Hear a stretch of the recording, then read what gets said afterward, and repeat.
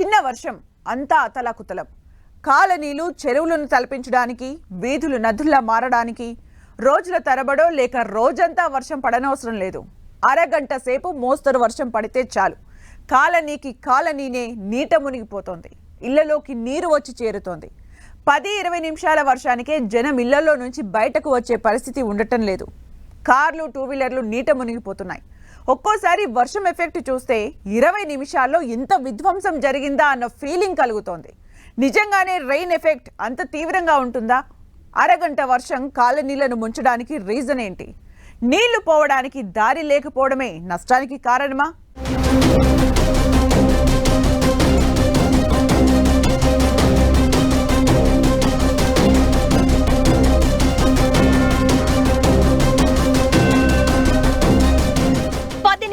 వర్షానికే నదుల్లా కాలనీలు,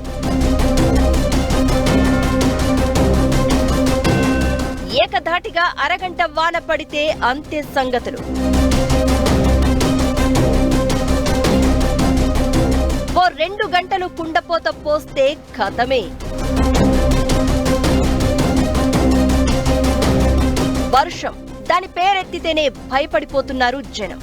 కాస్త లోతట్టు ప్రాంతాల్లో ఉన్నవారికైతే వానొస్తోందంటే చాలు గుండె గుబేలే. భారీ వర్షం పడుతుందంటే చాలు డేంజర్ బెల్ మోగుతూనే ఉంటుంది. ఏ నిమిషంలో అయినా తమ ఇంటిని నీరు చుట్టేస్తుందన్న గుబులు వెంటాడుతోంది.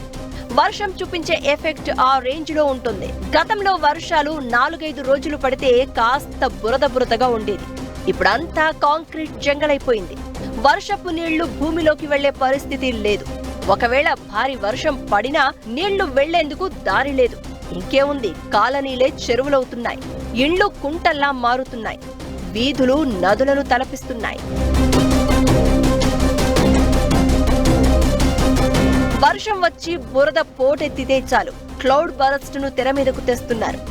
గంటలోనే 2 రోజుల వర్షం కొట్టిందని కొందరు, ఈ స్థాయి వరద ఎప్పుడూ రాలేదని ఇంకొందరు చెప్పుకొస్తారు. వర్షం ఎఫెక్ట్ ఉన్నప్పటికీ నీళ్లు సాఫీగా ఫ్లోకు తగ్గట్లుగా వెళ్లిపోయే పరిస్థితి లేదు. అందుకే 10 నిమిషాల వర్షానికే రోడ్లపై మోకాలు లోతు నీళ్లు నిలిచిపోతున్నాయి. ఇంకాస్త ఎక్కువైతే ఇంటి గడపను తాకుతున్నాయి వర్షపు నీళ్లు. ఇదంతా జనం కొని తెచ్చుకున్న కష్టమనేది ఎక్స్పర్ట్స్ అభిప్రాయం. ఏళ్లుగా ప్రభుత్వ పట్టింపు లేనితనం కూడా జనాల కొంప ముంచుతుందని చెప్తున్నారు.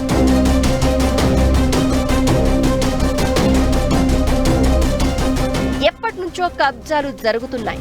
వాటిని ఆదిలోనే కంట్రోల్ చేయడంలో ప్రభుత్వాలు విఫలమయ్యాయి. ఆ తర్వాత ఆక్రమణలు కామన్ అయిపోయాయి. అవే కొంప కొల్లేరు చేస్తున్నాయి. నదులు, వాగులు ప్రవహించే స్థలంలో నిర్మాణాలు ఉంటే నదులు, వాగులు నిండిపోతే పరిస్థితి ఇలానే ఉంటుందని కళ్ల ముందు కనిపిస్తోంది. ఓవైపు వాతావరణ సమతుల్యత లేక ఒకేసారి కుండపోత వర్షాలు పడుతుంటే, మరోవైపు జనాలు ఆక్రమణలు చేసి కొని మరీ కష్టం మీదకు తెచ్చుకుంటున్నారు. అందుకే జల విలయం చుట్టుముట్టి ఆగమైతున్న పరిస్థితి ఉంది. పల్లె, పట్టణం, నగరం అని తేడా లేకుండా వర్షం, వరదకు అందరూ బాధితులైపోతున్నారు.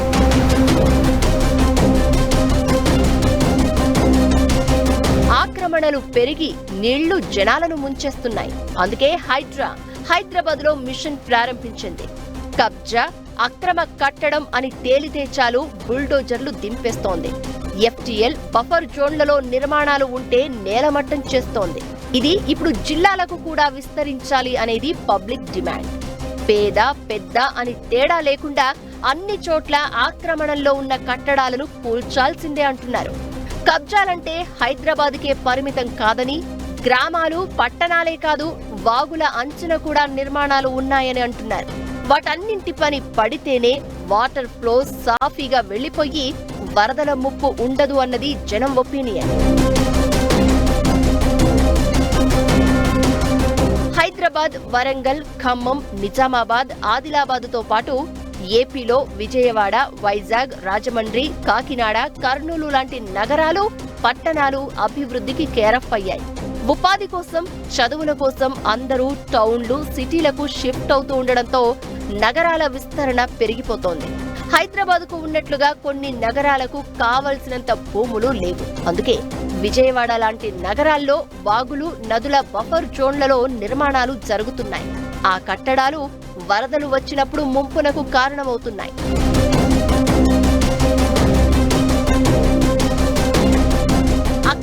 కట్టడాలు కూల్చి ఆక్రమణలు లేకుండా చేయడం ప్రభుత్వాలకు సవాలుగా మారింది. అయినా అన్ని దాటి హైదరాబాద్ నుంచి హైడ్రా జిల్లాల్లో అడుగు పెట్టాలన్న డిమాండ్లు వ్యక్తమవుతున్నాయి. సెకండ్ గ్రేడ్ పట్టణాలు, సిటీలు మునిగిపోతూ ఉండడంతో ప్రభుత్వాలు అలర్ట్ అవుతున్నాయి. అయితే రాజకీయ పరిస్థితులతో పాటు జనాల నుంచి వ్యతిరేకత వ్యక్తమై కోర్టు లిటిగేషన్లు అక్రమ నిర్మాణాల కూల్చివేతకు అడ్డంకిగా మారుతున్నాయి.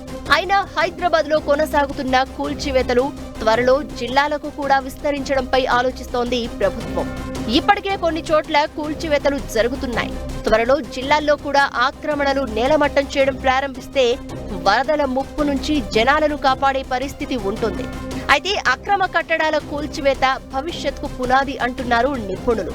ఇంకో 5-6 ఏళ్లలో ఇలాంటి భారీ వర్షాలు పడితే ఏ ప్రాంతాలు మునిగిపోయే ప్రమాదం ఉందో అంచనా వేసి కూల్చివేతలు స్టార్ట్ చేయడం బెటర్ అంటున్నారు ఎక్స్పర్ట్స్.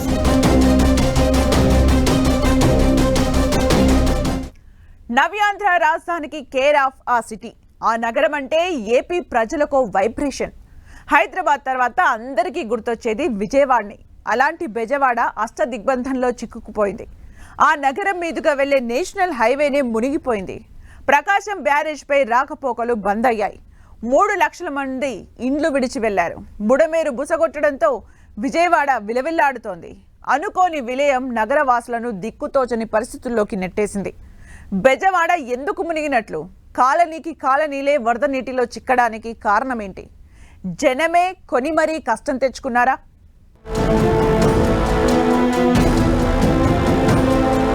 బుడమేరు బుసకొట్టడంతో విజయవాడ విలవిల. పశ్చిమ ఇబ్రహీంపట్నం దగ్గర నేషనల్ హైవేపై వరద నీరు. కృష్ణమ్మ ఉగ్ర రూపంతో అష్టదిగ్బంధంలో గ్రామాలు.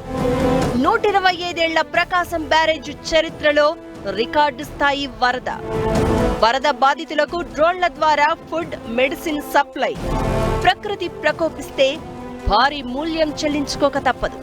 వర్షమైనా ఎండైనా జనం విలవిలలాడాల్సిందే.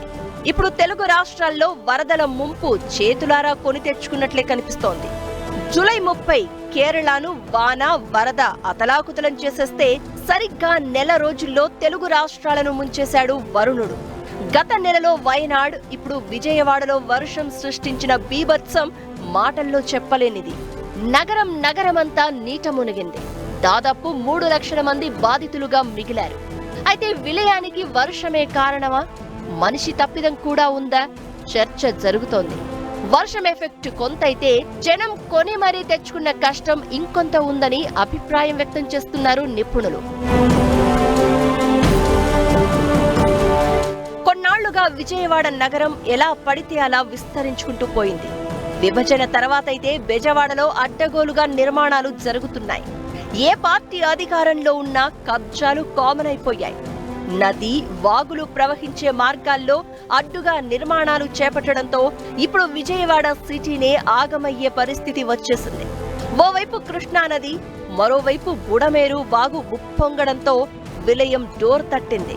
జనాలు ఇళ్ల మీదకు ఎక్కి ఆర్తనాదాలు పెట్టే పరిస్థితి వచ్చింది. విజయవాడలో పూర్తిగా మునిగిన సింగ్ నగర్ కొత్తగా పుట్టుకొచ్చింది. కొన్నాళ్ల క్రితం కాలనీ నిర్మాణం స్టార్ట్ అయి 6-7 ఏళ్లుగా ఎక్స్టెండ్ అవుతూ వెంచర్లు, నిర్మాణాలు పెరుగుతూ వచ్చాయి. రాజరాజేశ్వరిపేట పరిస్థితి కూడా సేమ్. బాంబే కాలనీలోనూ అక్రమ నిర్మాణాలు జరిగాయన్న ప్రచారం ఉంది. ఇదంతా జనం కొని తెచ్చుకున్నదే.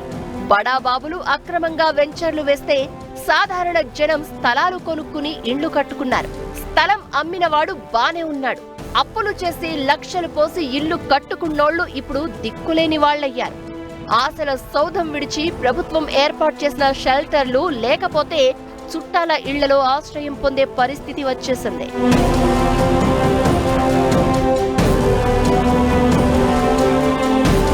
బుడమేరు వాగు క్యాచ్మెంట్ ఏరియాలో అడ్డగోలుగా నిర్మాణాలు జరిగాయి. ఓవైపు చేపల చెరువులు వచ్చేశాయి. విజయవాడలో ఆక్రమణలతో జల ప్రవాహానికి తగిన దారి లేకుండా పోయింది. దీంతో బుడమేరు కట్టలు తెంచుకున్నట్లుగా చెలరేగిపోయింది. ఈ ఉప్పెన ఇప్పటికిప్పుడే వచ్చింది కాదు. ఓవైపు ప్రభుత్వ నిర్లక్ష్యం, మరోవైపు ప్రజలు చేతులా తెచ్చుకున్న కష్టం రెండూ కలగలిసి నగరానికి ఆపదను తెచ్చిపెట్టాయి. బాగులు, నదులు ప్రవహించే ఏరియాల్లో నిర్మాణాలు కట్టడమే పెద్ద తప్పు. కానీ అవేవీ పట్టించుకోకుండా అడ్డగోలుగా కన్స్ట్రక్షన్ చేసుకుంటూ వెళ్లిపోయారు. ఇన్నాళ్లు అధికారులు పట్టించుకోలేదు, ప్రభుత్వాలు దృష్టి పెట్టలేదు. ఇప్పుడు రాత్రికి రాత్రే వరద ముంచెత్తింది. ప్రభుత్వం అలర్ట్ అయి పరిస్థితి చక్కదిద్దే ప్రయత్నం చేస్తోంది. ముంపు బాధితులు కాలనీలు వదిలేసి సేఫ్ ప్లేస్లకు వెళ్లిపోయారు. వరద వచ్చినప్పుడు ప్రభుత్వాలను బద్నాం చేయడం కామన్ అయిపోయింది. తాము కడుతున్న ఇల్లు బఫర్ జోన్లో ఉందా, ఎఫ్టీఎల్లో ఉందా, వరద వస్తే ముప్పు ఉంటుందా, ఇంతకు తాము తీసుకున్న స్థలం ప్రైవేట్ స్థలమా, కబ్జా చేసి వెంచర్ వేసిందా అని చూసుకోవడం లేదు జనం. తక్కువ ధరలో సిటీకి దగ్గరలో స్థలం, అపార్ట్మెంట్లో ఫ్లాట్ దొరికిందంటే చాలు కొనేస్తున్నారు. ఇలా వరదలు వచ్చిన సమయాల్లో ఇబ్బంది ఏదైనా భరించేందుకు కొందరు మానసికంగా సిద్ధమవుతున్నారు. ఈ ఆక్రమణలు, కబ్జాలతో వరదలు ముంచెత్తి గ్రామాలు, పట్టణాలను ముంచెత్తుతున్నాయి.